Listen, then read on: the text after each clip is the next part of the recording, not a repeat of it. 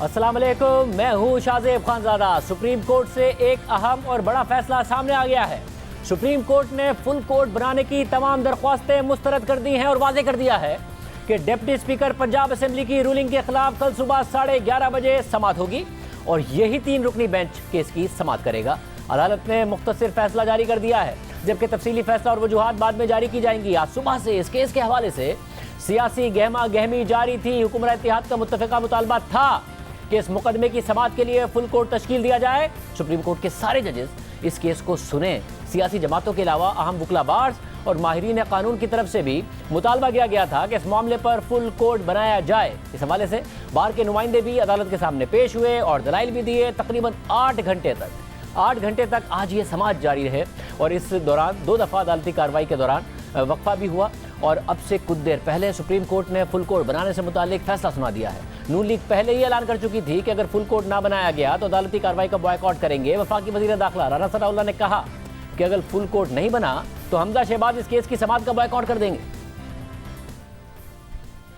मुत्तफ़िका फैसला है पूरे इत्तेहादी जमातों का कि अगर फुल बेंच तश्कील नहीं दिया जाता तो हम फिर इस प्रोसीडिंग्स का जो है वो बाइकआउट करेंगे और हमजा साहब जो है वो इसमें फिर पार्टी नहीं बनेंगे। इसी तरह से ये कॉम्प्लिकेशंस आगे चलती हैं और फिर जो है वो फैसले आते हैं तो उससे क्या अदालत उज़्मा की जो है वो तौक़ीर में इजाफा होगा या उससे जो है वो कमी होगी और ये कॉम्प्लिकेशन जो है ये डिस्कस होगी मीडिया में भी, सोशल मीडिया में भी, और उससे जो जिस किस्म की सूरत हाल बनेगी उससे हम बचना चाहते हैं और हम फिर उसका हिस्सा नहीं बनेंगे।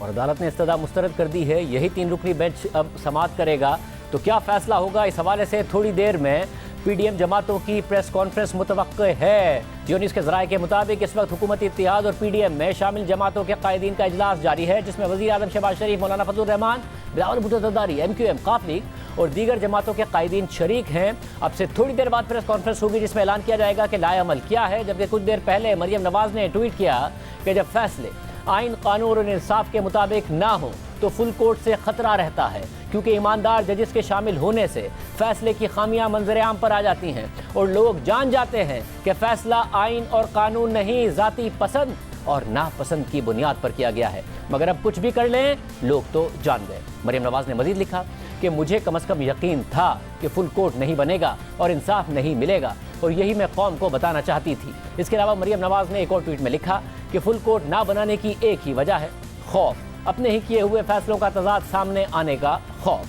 नून लीग और हुकूमती इत्तेहाद का सख्त रद्द-ए-अमल सामने आ रहा है। अब से कुछ देर बाद प्रेस कॉन्फ्रेंस भी होनी है, लेकिन चीफ जस्टिस उमर अता बंदियाल ने आज समाअत के दौरान रिमार्क्स देते हुए कह दिया था कि फुल कोर्ट अहम और पेचीदा मामलात पर बनता है, ये पेचीदा मामला नहीं है। इसके अलावा चीफ जस्टिस ने यह भी बताया था कि फुल कोर्ट सितंबर में ही बन सकेगा। क्या तब तक सब काम रोक दें? रियासत के अहम तरीन मामलात इसलिए नहीं लटका सकते कि आपकी ख्वाहिश है। आज दिन 1 बजे के बाद इस केस की समाअत शुरू हुई, कई घंटे तक समाअत होती रही, मुख्तलिफ फरीक़ैन के वकला पेश होते रहे और रात 9 बजे के बाद अब चीफ जस्टिस ने फैसला सुना दिया है कि यही 3 रुकनी बेंच समाअत करेगा। जबकि आज सुबह इस बेंच पर मरियम नवाज, बिलावल भुट्टो और मौलाना फजल रहमान समेत दीगर हुकूमती इत्तेहादी अदम एतमाद का इज़हार कर चुके हैं।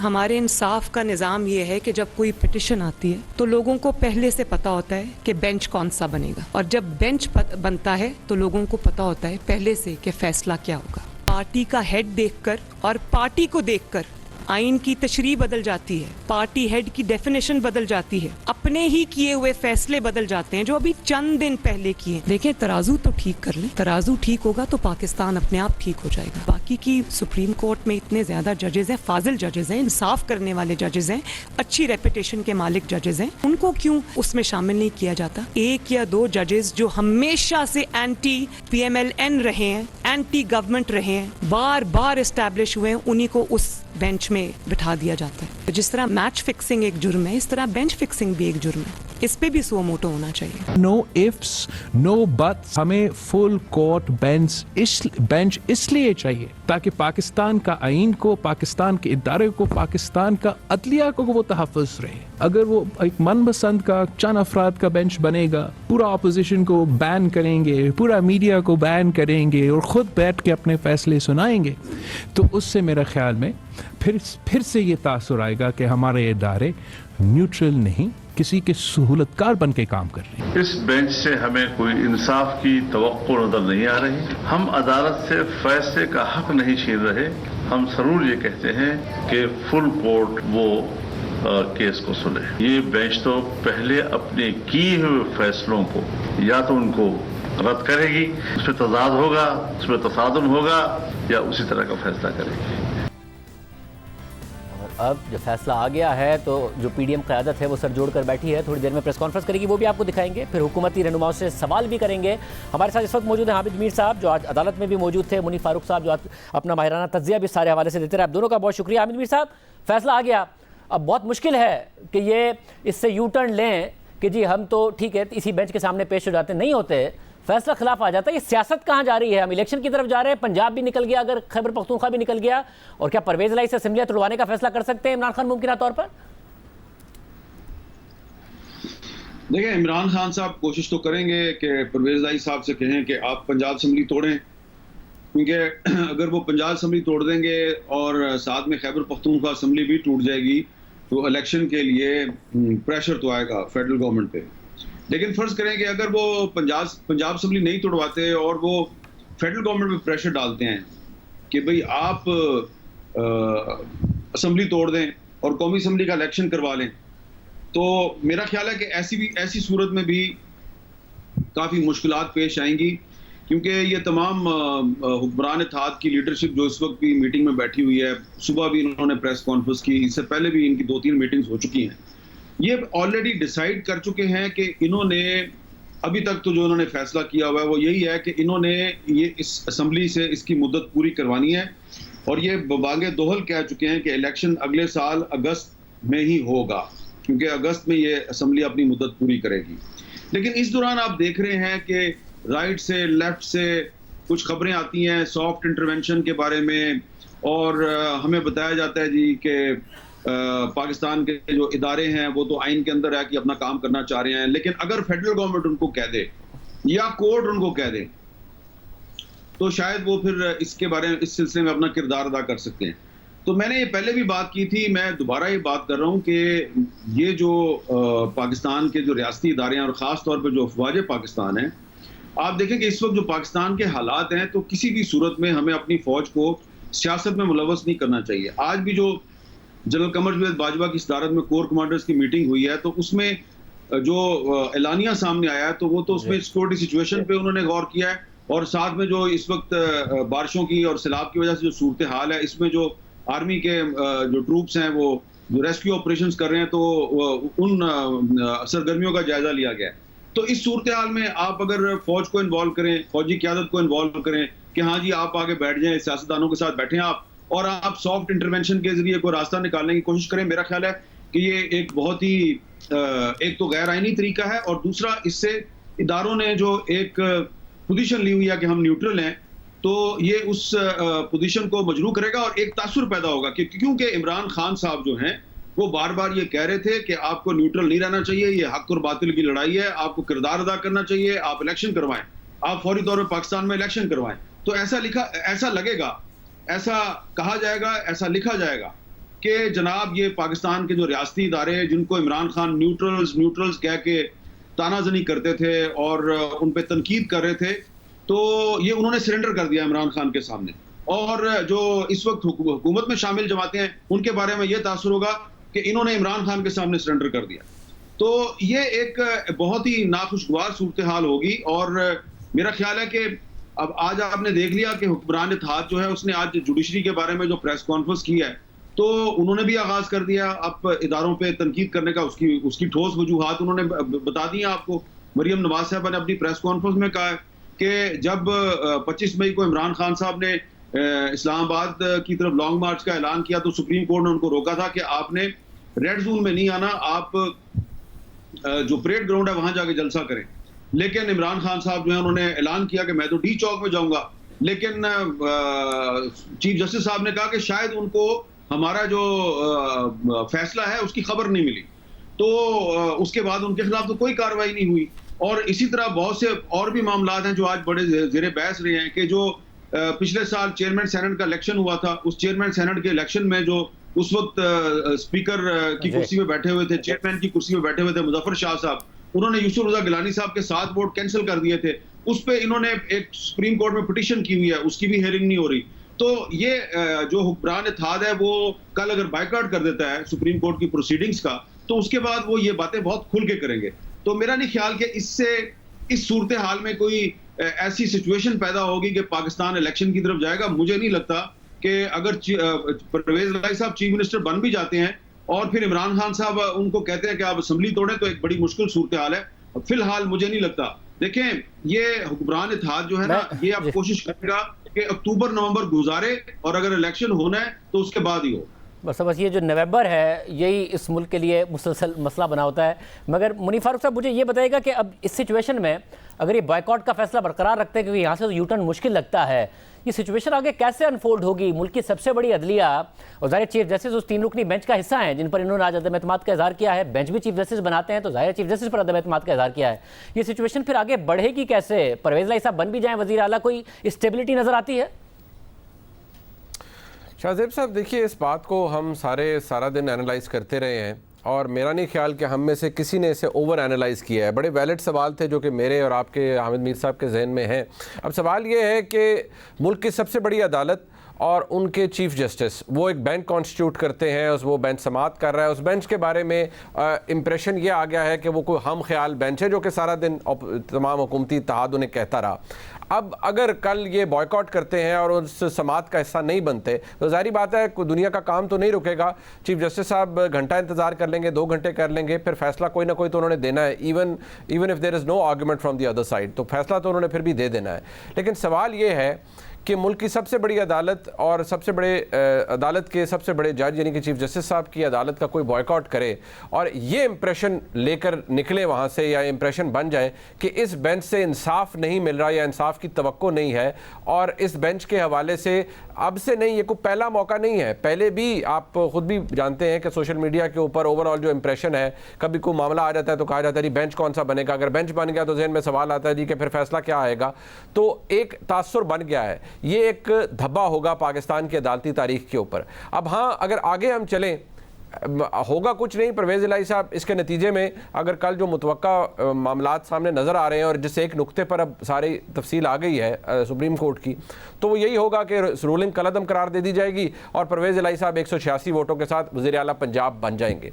लेकिन सवाल ये पैदा होता है कि अगर आप माइन्यूटली ऑब्जर्व करें इलेक्शन कमीशन ऑफ पाकिस्तान के उस फैसले को जिसके नतीजे में 25 अरकान को डी-सीट किया गया, अब अगर उस फैसले को आप देखें और उस फैसले के अंदर जो आर्ग्यूमेंट्स बैरिस्टर अली ज़फ़र साहब जो कि पाकिस्तान तहरीक-ए-इंसाफ के यहाँ पर भी वकील हैं, उन्होंने जो एज लीड काउंसिल वहाँ आर्ग्यूमेंट दिए और वो उस ऑर्डर के अंदर रिप्रोड्यूस हुए, अगर आप वो पढ़ें और उनको एनालाइज करें तो आपको समझ आ जाएगी कि दोहरा मेयार क्या होता है। यानी वहाँ पर अली ज़फ़र साहब इस बात के ऊपर कह रहे हैं कि जी बार बार एक ही आर्गूमेंट दिया जा रहा है कि पार्टी हेड की डायरेक्शन थी और तमाम प्री रिक्विजिट्स जो हैं वो पूरे अगर नहीं भी हुए तो इन लोगों ने वोट कास्ट कर दिया अगेंस्ट पार्टी डायरेक्शन। अगेन वो बार बार लफ्ज़ इस्तेमाल करते रहे पार्टी डायरेक्शन, तो पार्टी डायरेक्शन के खिलाफ उन्होंने वोट कास्ट कर दिया तो उन्होंने एक्टस रियस कर दिया, यानी गिल्टी एक्ट कर दिया, उनका वोट काउंट नहीं होगा, वो डिफेक्शन के अमल में साबित हो चुका है, उन्हें डी-सीट कर दिया जाए। अब इसके बरक्स जो पाकिस्तान जो उन एमपीएस में से एक के वकील जनाब सलमान अकरम राजा साहब थे, उन्होंने ये डिस्टिंक्शन ड्रॉ करने की कोशिश ज़रूर की अपने आर्ग्यूमेंट के अंदर कि पार्लिमानी पार्टी अलहदा चीज़ है, पार्टी हेड अलहदा चीज़ है और तमाम जो आर्टिकल 63A के प्री रिक्विजिट्स हैं उनको फुलफिल करना ज़रूरी है। लेकिन एवेंचुअली क्या हुआ, ये आर्ग्यूमेंट सेल नहीं किया, ये आर्ग्यूमेंट चला नहीं। इलेक्शन कमीशन ऑफ पाकिस्तान ने इमरान खान साहब के उस लेटर हेड के ऊपर या उस डायरेक्शन के हवाले से उन्होंने फैसला दे दिया कि जहां पर पार्लिमानी पार्टी की डायरेक्शन नहीं भी है लेकिन पार्टी हेड की है, इन लोगों को डी-सीट कर दिया गया। इस फैसले के खिलाफ सुप्रीम कोर्ट में अपील मौजूद है। अगर कल परवेज इलाही साहब की को 10 सीट वो वोट मिल जाते हैं और चौधरी शुजात हुसैन साहब के लेटर की कोई अहमियत नहीं है, तो फिर सवाल यह है कि ये अपील जो कि ऑनरेबल सुप्रीम कोर्ट के सामने मौजूद है, इसको कब सुना जाएगा? क्या सुप्रीम कोर्ट ऑफ पाकिस्तान अपने वज़ा करदा असूल जो कि मुतवक्का तौर पर वो इस फैसले के अंदर ले डाउन करेंगे, क्या उसको इस अपील के ऊपर अप्लाई करेंगे? जहां पर पार्टी डायरेक्शन पार्लिमानी पार्टी की नहीं है, पार्टी हेड का लेटर है, उसके ऊपर इलेक्शन कमीशन ने 25 मेंबरान को डिसीट कर दिया है, क्या वहां उस फैसले को अपहोल्ड किया जाएगा या कलअदम करार दे दिया जाएगा? क्योंकि अगर कलअदम करार दिया गया और उसको ओवरटर्न कर दिया गया तो जो ये सारा प्रोसेस हो रहा है ये इन्फ्रक्चर्स हो जाएगा और हमजा शहबाज शरीफ फिर 197 वोटों के साथ वज़ीर आला पंजाब दोबारा बन जाएंगे। लिहाजा ये एक, मैंने सारा दिन कहा, मैं अब भी कहूंगा, ये डायकोटमी मौजूद है, लेकिन बात उस धब्बे की है जो कि लग जाएगा और बदकिस्मती से निहायत एहतराम के साथ चीफ जस्टिस की अदालत पे लगेगा, चीफ जस्टिस साहब की सरबराही में इस बेंच के ऊपर लगेगा कि इससे इंसाफ की तवक्को नहीं है किसी को। तो आमिर मीर साहब, एक तरफ ये तलवार लटकती रहेगी अगर परवेज़ इलाही साहब के हक में फैसला आ भी जाए, और दूसरी तरफ राना सनाउल्लाह साहब ये कह रहे हैं कि हमने चलने नहीं देनी है। तो चलने वो कैसे नहीं देंगे आपके ख्याल में? अगर वो चाहें कि हमजा अगर आ भी जाए परवेज़ इलाही की हुकूमत, तो वो कहते हैं हम चलने नहीं देंगे, अदम एतमाद हो, कोई भी मामलात हो, हम मुसलसल कोशिश के, तो वो क्या कोशिश होगी, किस तरीके से ये, और जो सूबा है 10 करोड़ लोगों का जो पहले ही 3-4 महीने से अदम इस्तेहकाम का शिकार है, इसमें अदम इस्तेहकाम ही रहेगा आपके ख्याल में? वाकई वो डिस्टर्ब कर सकते हैं इस हुकूमत को? शाहजेब साहब, मैं एक बात कहने लगा हूँ, हो सकता है कुछ मेरे दोस्त जो हैं उनको अच्छी ना लगे, वो नाराज हो जाए मुझसे। मुझे ये लगा कि ये जो पिछले 3-3.5 महीने गुजरे हैं, तो इसमें मुस्लिम लीग नून ने, पीपल्स पार्टी ने और बाकी जो जमातें हुकूमत में शामिल हैं, इन्होंने देखा है कि तहरीक इंसाफ जो है, और ख़ास तौर पर जो इमरान खान साहब हैं, उन्होंने इदारों पे बड़ी खुल के तनकीद किया है। सिर्फ तनकीद नहीं की, बल्कि वो तनकीद से आगे चले गए और उन्होंने बाकायदा एक कंपेन चलाई और करैक्टर असैसिनेशन की बहुत से लोगों की। किसी को मीर जाफर कह दिया, किसी को मीर सादक कह दिया, किसी को साजिशी कह दिया। जजेस के खिलाफ कंपेन चली और रियासती इदारों के खिलाफ कंपेन चली, लेकिन इनके खिलाफ कोई कार्रवाई नहीं हुई। और एक तासुर क्रिएट हुआ है कि इमरान खान साहब जो हैं, उन्होंने इससे बहुत फ़ायदा हासिल किया। एक तरफ तो उन्होंने एक एंटी एस्टेब्लिशमेंट नैरेटिव क्रिएट किया, लोगों को बड़ा मुतासर किया। दूसरी तरफ उन्होंने इदारों को प्रेशराइज किया, उसमें भी उनको कामयाबी हासिल हुई। उनके खिलाफ इतने मुकदमात दर्ज हुए, उसमें भी कोई गिरफ्तारी नहीं हुई, किसी बड़ी पीटीआई का कोई रहनुमा गिरफ्तार नहीं हुआ। अब इसको कंपेयर करें जब पिछले साल ही जून जुलाई 2018 की जो सूरत हाल है, जब इलेक्शन होने वाला था तो नवाज शरीफ साहब पाकिस्तान आए, वो गिरफ्तार हो गए। बहुत से जो मुस्लिम लीग नून के गिरफ्तार कर लिया गया, मुकदमात बने थे उन पे, बहुत प्रेशर था। तो ये जो आज की सूरत हाल है, ये बिल्कुल डिफरेंट है। इसमें इमरान खान साहब की पार्टी का कोई बड़ा रहनुमा जो है, इंपॉर्टेंट लीडर जो है, वो गिरफ्तार नहीं हुआ। हाँ, श्री मदारी साहबा को उठाया गया था, वो चंद घंटों के बाद इस्लामाबाद हाई कोर्ट के इंटरवेंशन से वो रहा हो गई।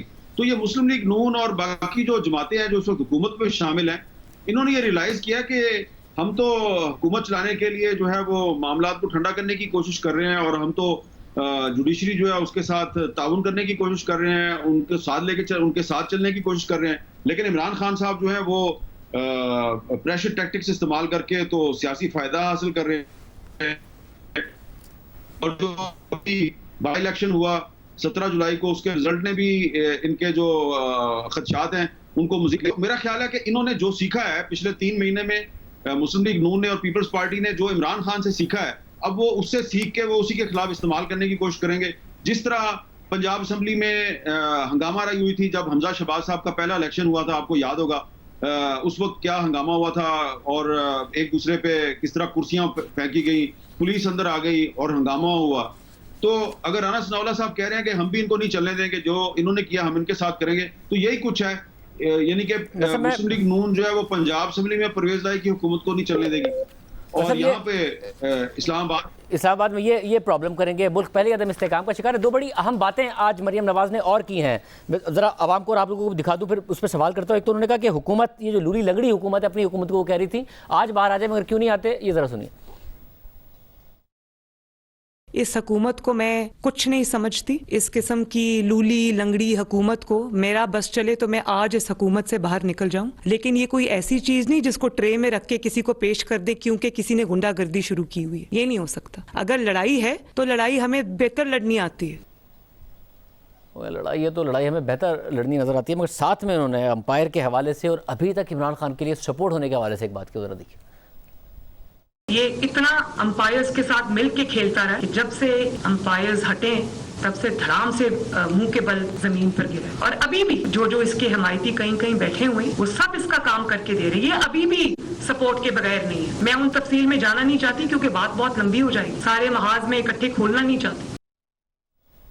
मुनीफ फारूक साहब, बड़ी अहम बातें हैं। एक तो वो कह रही है कि लड़ना है तो फिर लड़ना है, हालांकि इमरान खान साहब ने ज़ाहिर लड़ाई तो बेहतर लड़के दिखाई है। पीपल्स पार्टी हो या नून लीग हो, उनके मुकाबले में ऐसा लगता है कि बहुत लेट रियलाइज़ किया है नून लीग हो या फिर पीडीएम हो उन्होंने कि उन्होंने कैसे इमरान खान साहब को काउंटर करना है, जो उनका फार्मूला है वो कैसे उन पर अप्लाई करना है। मगर दूसरा ज़ाहिर एक तरफ वो जजिस पर अदम एतमाद करें, फिर ये भी कहें कहीं कहीं सपोर्ट इनके अभी भी मौजूद है।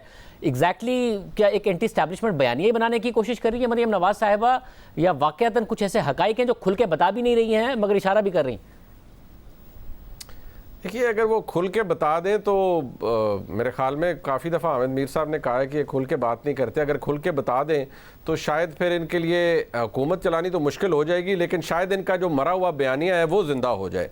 लेकिन ये बताएंगे नहीं, क्योंकि आज 2-3 दफ़ा ये बात हुई है कि इनके पास बहुत से हक़ाइक़ हैं, ये लोग बता नहीं रहे। लेकिन अगर ऐसा ही है शाहज़ेब साहब, तो फिर हम इसे क्या कहें? इसे ये कहा जाए कि कोई पॉलिटिकल एक्सपीडियंस है, कुछ सियासी मसलहत है, लेकिन इसने आपको हासिल क्या करके दिया है? आपकी लाइन तो पिट गई, यानी कि महंगाई का बोझ आपने ले लिया, अपना जो पॉलिटिकल कैपिटल था वो आपने कॉम्प्रोमाइज़ करवा लिया, और बकौल आपके अभी भी कुछ लोग इमरान खान साहब का सपोर्ट सिस्टम मौजूद है, और अभी भी इमरान खान साहब का जो स्टेटस है बीइंग अ लाडला वो अभी भी है। उसका इंप्रेशन तो हर पाकिस्तानी को मिलता है, मुझे बहसीयत काम पाकिस्तानी भी मिलता है कि जो बातें जन इमरान खान साहब या उनके रुफ़का आजकल कर रहे हैं या पिछले 3-4 महीनों में कर रहे हैं, इसका 1/4 हिस्सा भी अगर किसी और ने किया होता तो उसकी तबीयत दुरुस्त की जा चुकी होती, लेकिन ऐसा नहीं हुआ।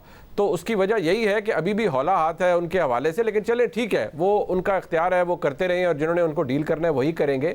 बट सवाल इस हुकूमत का है। आप ये देखिए कि अगर ये हुकूमत इनके पास नहीं रहती पंजाब की, और जो बादियों नज़र में मौजूद अब लग भी रहा है कि अगर इनके पास ये हुकूमत नहीं रह जाती, तो ये वफाक के अंदर बैठ कर अगर मरियम नवाज शरीफ साहिबा खुद कह रही हैं कि ये लूली लंगड़ी हुकूमत है, तो कोई बताए तो सही कि लूली लंगड़ी बैसाखियों वाली, बल्कि बगैर बैसाखी के लूली लंगड़ी हुकूमत लेने के लिए आपको किसने मजबूर किया था? मतलब आपको किसी ने क्या दिखाकर राज़ी किया था? मतलब वो कहते हैं ना वो मुहावरा कि मौत दिखाकर पता नहीं किसी और चीज़ के लिए राज़ी कर लेना। क्या दिखाकर राज़ी किया था? मतलब बेचा क्या था चूरन आपके आगे जो आपने ये फैसले कर लिए? अब अगर आपने कर लिए हैं तो उसका पॉलिटिकल कैपिटल भी आपने अपना एग्जॉस्ट कर लिया है। अब सवाल ये है कि जब ये अगर कोई सियासी इनकॉम्पिटेंस है तो आपने उसकी पर्सोनिफिकेशन कर दी। आप बता रहे हैं कि सियासी इनकॉम्पिटेंस क्या होती है। इमरान खान साहब हुकूमत में ना रह कर भी उन्होंने अपने आप को पॉपुलर किया है, हुकूमती बयानिए को या एंटी स्टैब्लिशमेंट बयानिए को कैप्चर किया है और बताया है कि उनके साथ कितना जुल्म हो रहा है, उनको दीवार के साथ लगाया जा रहा है, और उन्होंने बड़ी ज़बरदस्त जिद्दोजहद की है, और वो बड़े जहादी हैं और वो बड़े एंटी एस्टैब्लिशमेंट हैं।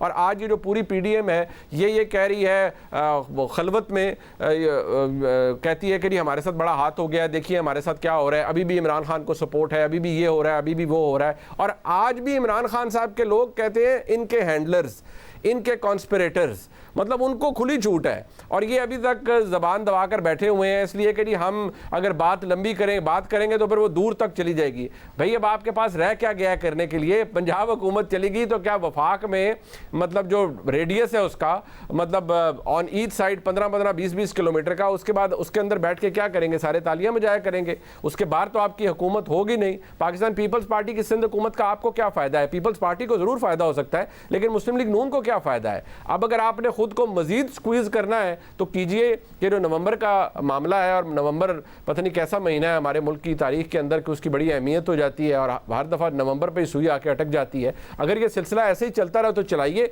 लेकिन खुद को आप मजीद मार्जिनलाइज करेंगे। अगर आज मरियम नवाज शरीफ ये कह रही हैं कि हमारे साथ ये हो गया और ये बड़ी लूली लंगड़ी हुकूमत है, तो सबको पता है लूली लंगड़ी हुकूमत है। इसको छोड़िए और बाहर निकलिए, रेजिस्टेंस कीजिए। अगर आपको लग रहा है कि आपका पॉलिटिकल कैपिटल एग्जॉस्ट हो गया तो उसे रीगेन करने की कोशिश कीजिए। वैसे ये आम बात है कि नवंबर एक तो अहम महीना, ऊपर से जुलाई भी, जुलाई 2018 के बाद से लेके अब तक जब इंतखाबात हुए थे इस मुल्क में स्टेबिलिटी तो आई है नहीं। तो अब भी जो बात की जा रही है कि नए इंतखाबात हों ताकि मुल्क में कोई इस्तेहकाम आए, तो इस्तेहकाम आएगा कैसे जब 2018 से लेके आज तक जो कुछ इस मुल्क के साथ हुआ है ये मुल्क पीछे गया है। मगर हामिद मीर साहब, जब ये बड़ी दिलचस्प बात है जो मुनीब भी कह रहे हैं, आज अगर श्री मज़ारी साहिबा की प्रेस कॉन्फ्रेंस देखें तो वो तो खुल के बात कर रही हैं, हैंडलर्स की बात कर रही हैं, न्यूट्रल्स की बात कर रही हैं, खुल के बात करते हैं तहरीक इंसाफ के रहनुमा, बल्कि नाम भी ले देते हैं वो तो आर्मी चीफ का जब बात करनी हो। यहाँ कहते हैं कि अभी भी सपोर्ट मौजूद है। खैर मैं उसमें बात नहीं करना चाहती, कुछ है नहीं बताने को, या है तो फिर किस बात से डरे हुए हैं बताने में? देखें, जो असल बात है ना वो पीपल्स पार्टी वालों को पता है, क्योंकि पीपल्स पार्टी जो है वो उसने ये जो पिछले साल मुस्लिम लीग नून को उन्होंने कन्विंस किया था कि हमें नो कॉन्फिडेंस लानी चाहिए, क्योंकि ये एक्चुअली पिछले साल सितंबर अक्टूबर में पीपल्स पार्टी को कांटेक्ट किया गया था। और उससे भी पीछे अगर आप जाएं शाहजेब साहब, तो मैं आपको याद दिलाऊंगा कि 29 मई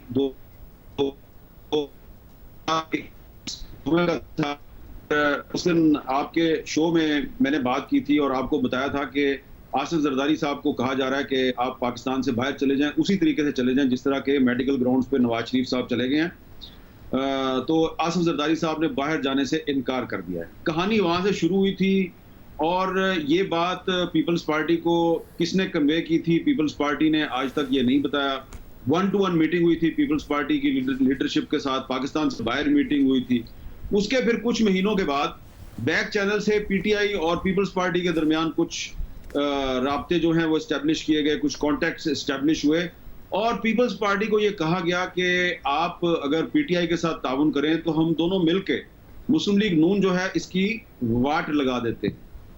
तो उनको पीटीआई वालों ने पीपल्स पार्टी को कहा कि आपका तो स्टेक है, आपका तो एक सूबे में आपकी हुकूमत है, लेकिन इन्होंने आप पे केस बनाए हुए हैं और आपने इन पे केस बनाए हुए हैं, तो आइए मिलकर इनकी वोट लगाते हैं। तो पीपल्स पार्टी ने उसको सीरियस नहीं लिया, लेकिन उसके बाद फिर बाकायदा उनके साथ बातचीत शुरू हो गई और फिर फार्मूला एक बनाया गया कि आप किस तरह पीटीआई को एडजस्ट करें सिंध गवर्नमेंट में और पीपल्स पार्टी को एडजस्ट किया जाएगा फेडरल गवर्नमेंट में, और फिर इलेक्शन अक्टूबर 2022 में होगा, लेकिन इससे पहले अप्रैल 2022 में एक अहम अपॉइंटमेंट कर दी जाएगी। तो उस पर पीपल्स पार्टी ने मजीद एंगेजमेंट की और मजीद खबर निकालने के लिए, मजीद डिटेल जानने के लिए बातचीत को जरा लंबा किया, तो पता चला कि ये तो बड़ी लंबी कहानी है, इसमें तो कालाबाग डैम भी बनवाना है इन्होंने और पीपल्स पार्टी के कंधे पे रख के ऐलान करवाना है कि कालाबाग डैम भी बनना है। फिर उसमें 18th अमेंडमेंट भी थी, फिर उसमें कुछ प्रेसिडेंशियल सिस्टम की बातें भी थी। तो पीपल्स पार्टी के जो है ना वो कांपे टांगना शुरू होंगे कि ये तो बड़ा खौफनाक मंसूबा है, ये तो ऐसा लग रहा है कि ये हमें इस्तेमाल करेंगे, कालाबाग डैम भी हमसे बनवाएंगे, 18th अमेंडमेंट भी हम ही से रोल बैक करवाएंगे और फिर इलेक्शन भी करवाएंगे और उसमें 2/3 मेजोरिटी भी ले लेंगे और उसके बाद पता नहीं है कि उसके बाद क्या होगा। तो जो कहा गया था पीपल्स पार्टी को कि ये टर्म जो है 2022 के इलेक्शन में जो टर्म आएगी, इस टर्म में इमरान खान ही प्राइम मिनिस्टर होंगे, लेकिन उसके बाद फिर हम पीपल्स पार्टी को ये प्राइम मिनिस्टरशिप देंगे। तो ये जो साहब जो हैं ये पीपल्स पार्टी के साथ ये सारे मामलात कर रहे थे, तो ये पीपल्स पार्टी का काम है ना कि ये अब कौम को बताया कि वो कौन साहब थे जो ये सारी बातें आपके साथ कर रहे थे। कभी दुबई में मिलते थे, कभी कहीं मिलते थे, फिर कभी कराची में जाके मिलते थे, फिर कभी इस्लामाबाद में मिलते थे। तो फिर पीपल्स पार्टी ने ये फैसला किया कि हम नवाज शरीफ साहब को एतमाद में लें और उनको बताएं कि ये क्या हो रहा है। और फिर नवाज शरीफ साहब को बताया गया, फिर उसके बाद फिर शहबाज शरीफ साहब को एंगेज किया गया और उनको बताया गया कि भाई ये तो आप सबको अगले इलेक्शन से पहले इन्होंने अंदर करना है और हमारे साथ मिलके अंदर करना है, आपकी वोट लगानी है हमारे साथ मिलके। तो एक तरह से ये सिर्फ मुस्लिम लीग नून को ये खतरा नहीं नजर आया कि ये हम सबको जेलों में कर देंगे और ये 2/3 मेजोरिटी ले लेंगे और इलेक्शन में हरवा देंगे और धांधली करेंगे, बल्कि उनको ये भी लगा कि ये जो पार्लिमानी निज़ाम हुकूमत है ये इसको भी रोल बैक करना चाह रहे हैं और पीपल्स पार्टी को अपनी स्टपनी के तौर पे इस्तेमाल करना चाह रहे हैं। ये वो हालात वाक़यात थे जिनमें इन्होंने रिस्क लिया, मुस्लिम लीग नून ने बहुत बड़ा रिस्क लिया और इन्होंने फैसला किया कि हम पीपल्स पार्टी के साथ मिलके तो ये तहरीक अदम एतमाद लेके आते हैं। लेकिन जब इन्होंने तहरीक अदम एतमाद लाने का फैसला किया तो यहाँ पर एक बहुत बड़ी एक मिसअंडरस्टैंडिंग है जो कि ये मुस्लिम लीग नून और पीपल्स पार्टी जो है वो एक अपना नैरेटिव नहीं बना सके। इन्होंने ये सारे मामलात खुफिया रखे और अगर किसी से इनका राब्ता भी था तो ये उनको मिसगाइड करते रहे। ये कहते रहे कि हमारे अंदर बड़े प्रॉब्लम्स हैं, हम नो कॉन्फिडेंस पे राजी एक दूसरे को करने की कोशिश कर रहे हैं, हम हो नहीं रहे। लेकिन अंदर ही अंदर आसिफ जरदारी साहब जो हैं वो MQM, BAP, शाहजैन बुख्ती, असलम बुतानी सबके साथ बातचीत करते जा रहे थे और जो इमरान खान साहब की हुकूमत के दिनों में आपको उनके रवैये में सख्त गिरी, थोड़ा सा गरूर, थोड़ी सी शहाना तमकनत और एरोगेंस नजर आ रही थी। उसको इन्होंने एक्सप्लॉइट किया और एक नॉन पॉपुलैरिटी भी थी, वो बड़ी अदम मकबूलियत का शिकार भी थे। तो इस तरीके से इन्होंने मुस्लिम लीग नून के साथ मिलकर सारा मामला किया। और मुझे आज तक याद है, अच्छी तरह मुझे याद है कि जिस दिन मौलाना फजलुर रहमान, आसिफ जरदारी और शहबाज शरीफ साहब ने तहरीक अदम एतमाद का ऐलान करना था, तो इन्होंने प्रेस कॉन्फ्रेंस के लिए भी मीडिया को नहीं बताया। और मुझे कहीं से जब पता चल गया, मैंने ट्वीट कर दिया कि आज 3 बड़े जो है वो एक अहम प्रेस कॉन्फ्रेंस करेंगे, तो रौला पड़ गया। और मुझे बहुत से लोगों ने पूछा, ऐसे लोगों ने पूछा कि मुझे तवक्को नहीं थी कि इनको भी नहीं पता होगा। और जब मैंने बताया कि ये तो प्रेस कॉन्फ्रेंस होने लगी है, ये 3 सियासतदान प्रेस कॉन्फ्रेंस करने लगे हैं, तो उनका ख्याल था कि नहीं, ये प्रेस कॉन्फ्रेंस नहीं कर सकते, तो हो ही नहीं सकता। हालांकि उन्होंने तहरीक अदम एतमाद के लिए रिक्विजिशन भी साइन कर दी हुई थी और ख्वाजा आसिफ साहब ने सिर्फ जाके असेंबली में जमा करवानी थी। तो ये इन्होंने यहाँ तक तो काम बड़ा अच्छा किया, लेकिन उसके बाद फिर इन्होंने सोचा कि अब हमने अपनी हुकूमत भी चलानी है बाद में। उसके बाद फिर ये बहुत से प्रेशर्स का शिकार हुए हैं और ये इमरान खान साहब जो हैं वो नैरेटिव बिल्डिंग में उन्होंने इनको मात दे दिया और वो एक एंटी स्टैब्लिशमेंट बयानिया बना के वो इनसे आगे निकल गए। और साहब देखते हैं कि क्या नैरेटिव ये देंगे, क्योंकि प्रेस कॉन्फ्रेंस तो थोड़ी देर में शुरू होने वाली है। एक ब्रेक हम प्रोग्राम में शामिल करते हैं, वो प्रेस कॉन्फ्रेंस भी आपको दिखाएंगे क्या मौक़िफ़ है, क्या फैसला किया इत्तेहादियों ने। एक ब्रेक के बाद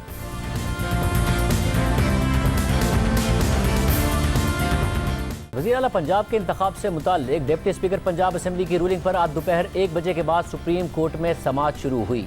तो ऐसा क्या हुआ कि नून लीग ने दरमियान में ही आकर कह दिया कि फुल कोर्ट नहीं बना तो हम फिर प्रोसीडिंग्स का बॉयकॉट कर देंगे, फैसला कबूल नहीं करेंगे, प्रोसीडिंग्स में भी नहीं जाएंगे। क्योंकि सारा दिन मुसलसल एक बहस चलती रही, अदालत में बहस होती रही और उसके बाद 9 बजे के बाद अदालत ने यह फैसला सुनाया कि फुल कोर्ट बनाने की इस्तदा मुस्तरद कर दी गई है, जबकि डिप्टी स्पीकर की रूलिंग पर समाअत कल सुबह 11:30 बजे होगी। समाअत के आगाज़ में सुप्रीम कोर्ट बार के साबिक सदर लतीफ़ आफरीदी ने तमाम बार काउंसिल्स की जानिब से फुल कोर्ट बनाने की दरख्वास्त की और कहा कि क्राइसिस बहुत ज़्यादा है, सिस्टम को खतरा है, आर्टिकल 63A की तशरीह पर नज़रसानी दरख्वास्त मुकर्रर की जाए, आईनी बहरान से निपटने के लिए फुल कोर्ट बनाया जाए। तो चीफ जस्टिस ने रिमार्क दिए कि आफरीदी साहिब, ये केस हमारे आर्टिकल 63A की राय की बुनियाद पर है, हम फरीक़ैन को सुनकर फैसला करना चाहते हैं, एक तरफा फैसला नहीं कर सकते, दूसरी तरफ को सुनना भी ज़रूरी है। सुप्रीम कोर्ट बार के सदर एहसन बून ने मौक़िफ़ इख्तियार किया कि अदलिया पर दबाव डालने का सोच भी नहीं सकते, मुनासिब होगा कि आर्टिकल 63A की तशरीह पर नज़रसानी दरख्वास्त पहले सुन ली जाए। तो चीफ जस्टिस ने कहा कि इतनी क्या जल्दी है बून साहिब, पहले केस तो सुन लें। इस मौके पर परवेज़ इलाही के वकील बैरिस्टर अली ज़फ़र ने मौक़िफ़ इख्तियार किया कि मैं भी बार का साबिक सदर हूँ, बार के सुदूर का इन मामला से ताल्लुक़ नहीं होना चाहिए। इस दौरान डिप्टी स्पीकर के वकील इरफान कादिर ने मौक़िफ़ इख्तियार किया कि अहम आइनी मामला है, तमाम इबहाम दूर करने के लिए फुल कोर्ट बनाने का यह सही वक्त है। पहले फैसला देने वाले जजेस ही केस सुन रहे हैं, जिसकी वजह से इस्तराब पाया जाता है। दुरुस्त फैसले पर पहुंचने के लिए अदालत की मुआवनत करूंगा। इरफान कादिर ने अदालत का 23 जुलाई का फैसला भी पढ़कर सुनाया। चीफ जस्टिस ने उनसे मुकालमा किया कि आपका सवाल यह है कि आर्टिकल 63A का ये तासुर कैसे मिला कि पार्लिमानी पार्टी या सरबराह की बात हुई है। तो इरफान कादिर ने जवाब दिया कि ये सवाल तो आपका है जिस पर यह खुसूसी बेंच तश्कील दिया गया है। कानूनी सवाल यह है कि पार्लिमानी पार्टी का मौक़िफ़ अलग हो और पार्टी सरबराह का मुख्तलिफ हो, तो फिर क्या होगा? वाज़ेह होना चाहिए कि जिस कानूनी सवाल पर समाअत हो रही है वो क्या है। जिस सवाल पर समाअत हो रही है वो बताना मेरा काम नहीं है, अदालत तयन करे।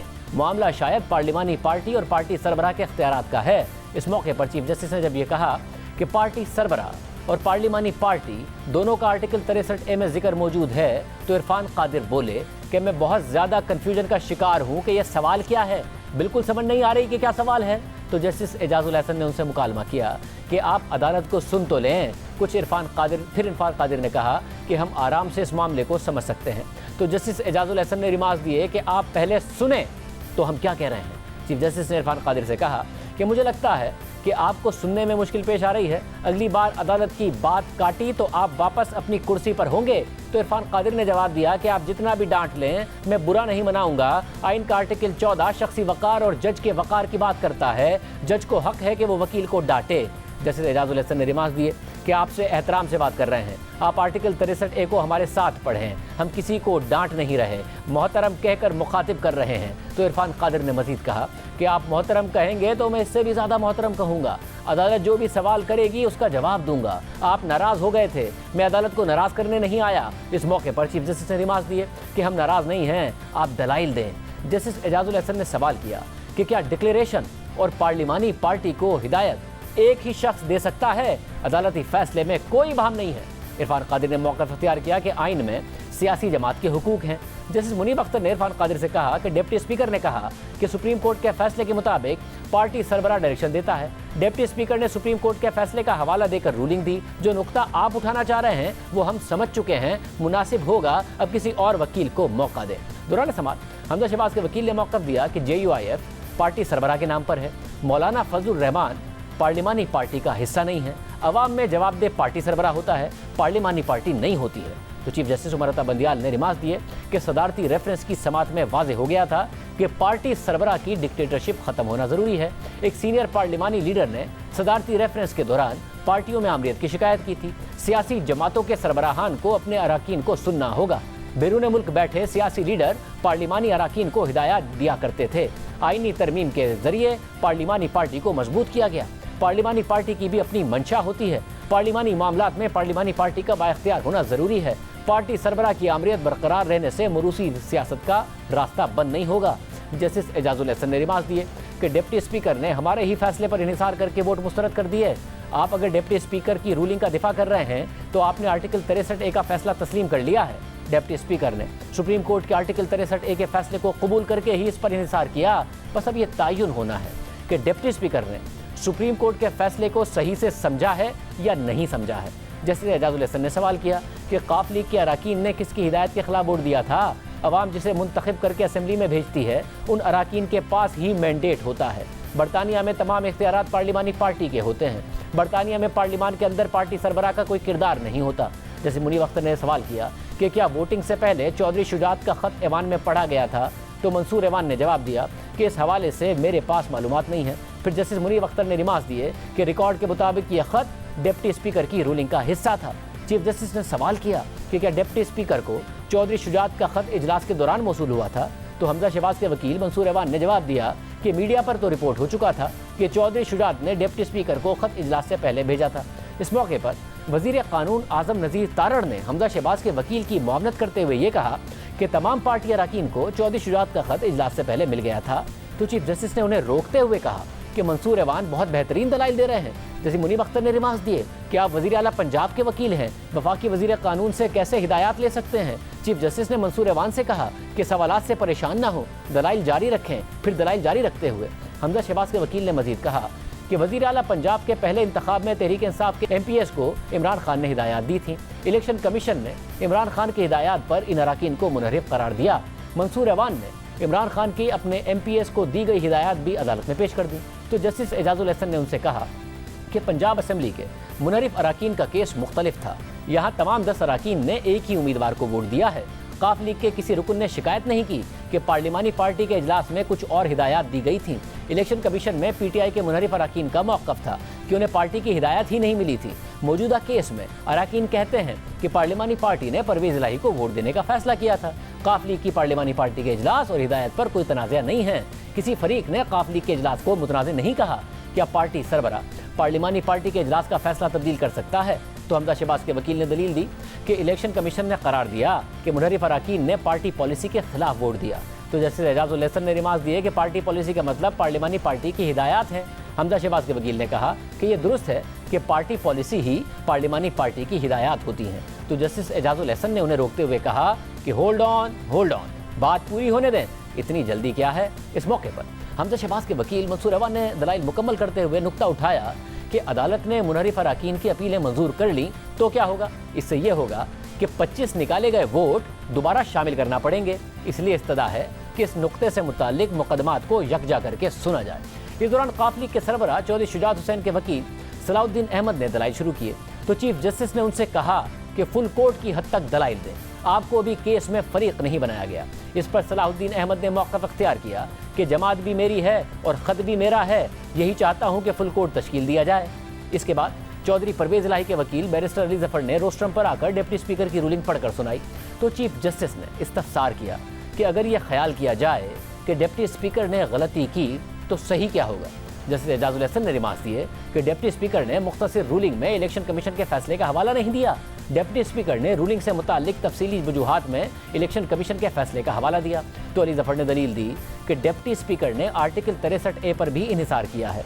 इस मौके पर चीफ जस्टिस ने उन्हें अदालती नज़ायर देने से रोकते हुए कहा कि आपको केस के मेरिट्स पर नहीं सुन रहे, ये बताएं कि फुल कोर्ट बनाना चाहिए या नहीं। फिर बैरिस्टर अली जफर ने मजीद दलाइल दिए कि पार्टी सरबराह को पार्लिमानी पार्टी की हिदायत के मुताबिक डिक्लेरेशन देनी होती है। आर्टिकल 63A पर अदालत पहले ही मुफस्सिल समातों के बाद राय दे चुकी है।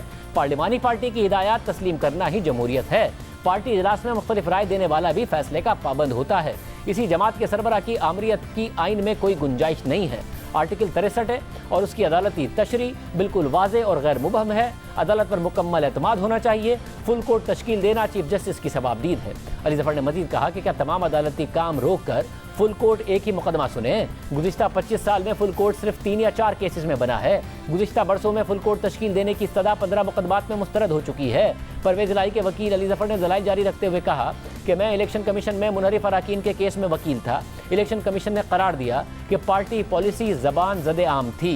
इलेक्शन कमीशन के फैसले का मौजूदा केस से कोई ताल्लुक नहीं है। इलेक्शन कमीशन फैसले के खिलाफ अपील इस केस के साथ नहीं सुनी जा सकती। मुनहरिफ अराकीन की नशिस्तों पर इलेक्शन हो चुका है। लाहौर हाई कोर्ट ने ज़िमनी इलेक्शन रोकने की दरख्वास्तें मुस्तरद की थी। सुप्रीम कोर्ट ने 5 दिन में डिप्टी स्पीकर कौमी असम्बली की रूलिंग केस का फैसला कर दिया था। फुल कोर्ट के फैसले में वक्त लगेगा और इतने दिन मुल्क का सबसे बड़ा सूबा बहरान का शिकार नहीं रह सकता। 5 रुकनी लार्जर बेंच को ही आर्टिकल 63A पर नजरसानी की दरख्वास्तें सुननी चाहिए। इस मौके पर चीफ जस्टिस ने अली जफर से पूछा कि जस्टिस मुनीब अख्तर के सवाल का जवाब दें कि चौधरी शुजात का खत कब काफ लीग के अराकीन तक पहुंचा था। तो अली जफर ने मौका अख्तियार किया कि चौधरी शुजात हुसैन का खत काफ लीग के अराकीन तक नहीं पहुंचा था। यहाँ पर अदालत ने समात में वक्फा किया और फुल बेंच के मामले पर फैसला महफूज किया। साथ ही चीफ जस्टिस ने डिप्टी स्पीकर दोस्त मोहम्मद मजारी के वकील इरफान कादिर से कहा कि इरफान कादिर साहिब आपको सबसे ज़्यादा वक्फे की ज़रूरत है। फिर तकरीबन 3 घंटे के बाद समात में 1.5 घंटे का वक्फा किया गया और 3 रुकनी बेंच ने रिमार्क्स दिए कि शाम 5:30 बजे फुल कोर्ट के हवाले से फैसला सुनाएंगे। और फिर 5:30 बजे समात दोबारा शुरू हुई तो अदालत ने चौधरी शुजात और पीपल्स पार्टी की फरीक बनने की दरख्वास्त मंजूर कर ली और वकला को मजीद दलाइल देने की हिदायत की। चीफ जस्टिस उमर अता बंदियाल ने रिमार्क्स दिए कि दलाइल सुनकर फैसला करेंगे कि फुल कोर्ट बनाना है या नहीं। फुल कोर्ट बनाने के मामले पर आज फैसला होगा या नहीं कुछ नहीं कह सकता। फुल कोर्ट बनाने के लिए मजीद कानूनी वजाहत की ज़रूरत है। जस्टिस एजाजुल हसन ने रिमार्क्स दिए कि हमें मजीद दलाइल सुनने हैं, मजीद वजाहत चाहते हैं कि क्यों लार्जर बेंच या फुल कोर्ट बनाया जाए। इस मौके पर इरफान कादिर ने मौका अख्तियार किया कि फुल कोर्ट पर ही बात करने से मुताल्लिक इस्तदा करने की हिदायत मिली थी। अपने मौकिल से हिदायत लेने के लिए वक्त दिया जाए। जैसे एजाजुल हसन ने रिमार्क्स दिए कि आप शायद चाहते हैं कि आपके कहने पर फुल कोर्ट बना दें तो ठीक है, वरना नहीं।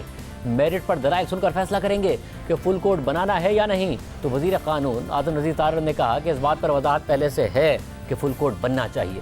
इस पर जस्टिस एजाजुल हसन ने उनसे कहा कि आप फौरी शॉपिंग करना चाहते हैं। तो आज़म नज़ीर तारड़ ने जवाब दिया कि फौरी शॉपिंग नहीं, हमें किसी पर कोई एतराज़ नहीं है। चीफ जस्टिस ने रिमार्क्स दिए कि NRO केस फुल कोर्ट ने सुना था क्योंकि वो आईनी मसला था। आज़म नज़ीर तारड़ ने नुक्ता उठाया कि अगर नजरसानी अपील सुनकर मंजूर हो गई तो रन ऑफ इलेक्शन की ज़रूरत ही नहीं रहेगी।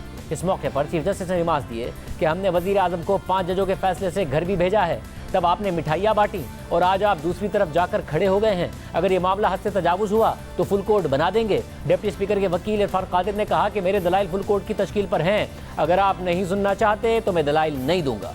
तो चीफ जस्टिस ने उनसे मुकालमा किया कि अच्छी बात है कि आपने हमसे इस तरह कहा, आप बिस्मिल्लाह करके दलाइल शुरू करें। इस मौके पर इरफान कादिर ने मज़ीद दलाइल दिए कि जब बार बार एक ही जज बेंच में आते हैं तो इस इल्ज़ाम को फुल कोर्ट के जरिए मुस्तरद किया जा सकता है।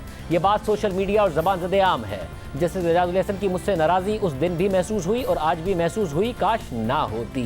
मौजूदा बेंच की न्यूट्रलिटी पर कोई इबाहम नहीं है, मगर इल्ज़ामात को रद्द करने के लिए फुल कोर्ट ज़रूरी है। चीफ जस्टिस ने इरफान कादिर से कहा कि फुल कोर्ट बहुत संजीदा और पेचीदा मामलात में बनाया जाता है, ये मामला पेचीदा नहीं है। अगर आप फुल कोर्ट के लिए दलाइल पर तैयारी करके आए हैं तो ठीक, वरना मंसूर रवान को सुन लेते हैं।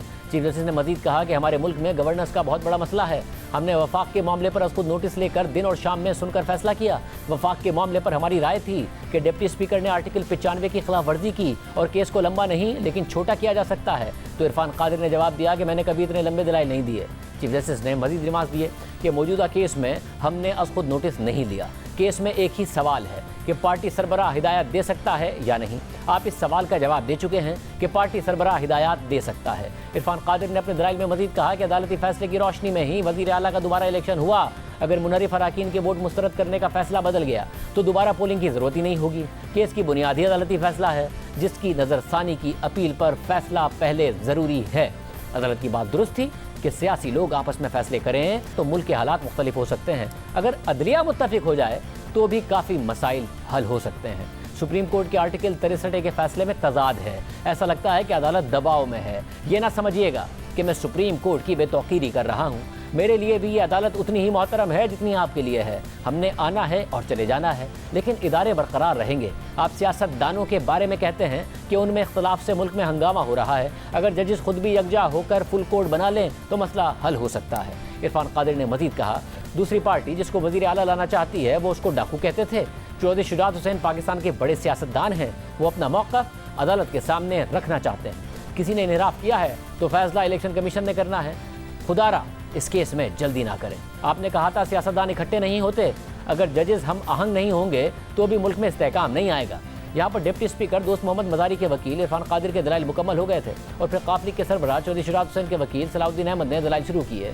उन्होंने मौक़िफ़ इख्तियार किया कि अदालत को वो ख़त भी पेश करेंगे जो अराकीन को लिखे गए थे। फरीक बनने की दरख्वास्त चौधरी शुजात हुसैन और काफ लीग की बतौर पार्टी है।